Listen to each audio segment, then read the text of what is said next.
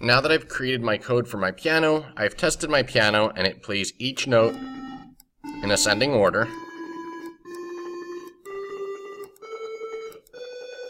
It's time to code my Easter egg.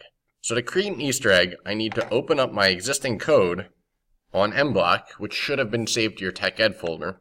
When you initially open your code, remember you always have to change back to Arduino mode. Make sure your board is set to Arduino Uno, and your extension is just for Arduino. Now, if I can't move my code around, again, this is because my extensions need to be restored. So I go to Manage Extension, make sure the third one is downloaded. If it is, I go to Extensions, Restore Extensions. Once I've done that, my code should be able to be edited. To create my Easter egg, I'm going to create a new if-else statement, and I'm going to put that at the very top of my code. So it's going to be my very first code here. Then I'm going to drag my existing code for my piano into the else statement. So my piano will still function exactly the same as long as this first if condition isn't being met. Now, to create the Easter egg, I want to make it so I have to press two buttons at the same time. And if I press those two buttons at the same time, rather than playing one note, it's going to play a sequence of notes, which is simply a song. So under operations, I have to add a step that is an AND step. I'm going to add that here. So my code is going to say if I press one button and it equals 1, and I press another button and it equals 1, then I want to play an entire song. I could come over here and start with my equal sign. Make sure the little corner of your equal sign is showing up inside that weird shape there. I can now go to digital read, and I'm going to make mine so when I press my C equals 1, and if I press D and equals 1, one quick shortcut is I can actually right click on the green area here, duplicate, and I'm going to move this directly inside there.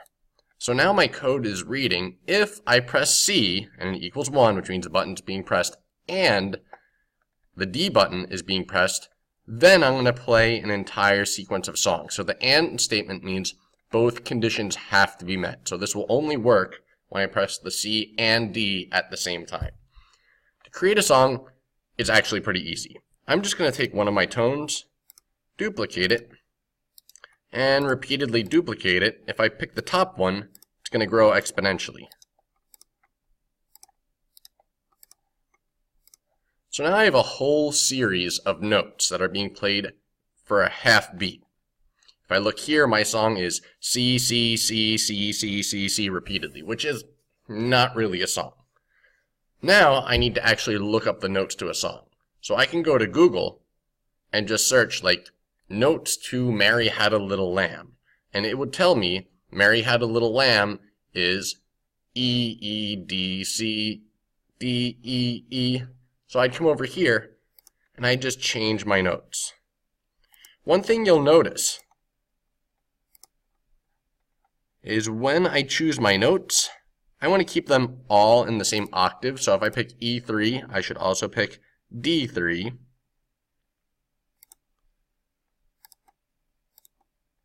So first one's E3, D3,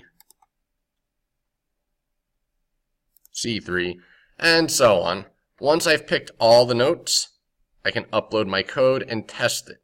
When it'll work, I'll press both buttons. To press both buttons, I have to hit Shift. If my song requires me to play like a E flat, if I look over here, there's no option for an E flat. Uh-oh. I can come to my code though, and I see that E is a tone of frequency 165. I could go to Google and I'd search frequency E flat, and it would tell me what it is in terms of frequency. It should be somewhere between my E and D, so it should be between 165 and 147, so I would guess this one would be around 155-ish. I can edit the actual code to make sharps and flats.